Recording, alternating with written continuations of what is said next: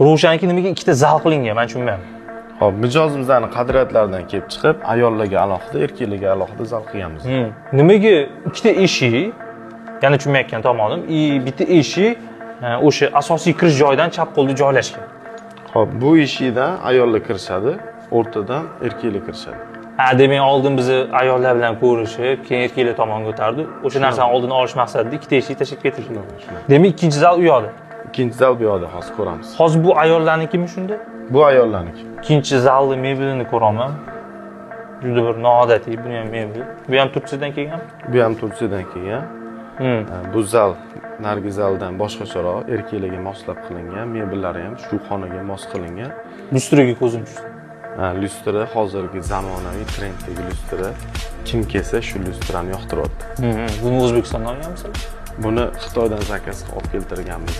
Mega Lighting firmasi olib kelgan. Hozir sotib olaman desam bormi? Bilmaysizmi? Hozir sotib olaman desangiz, topishingiz qiyin, zakaz keladi ko'proq.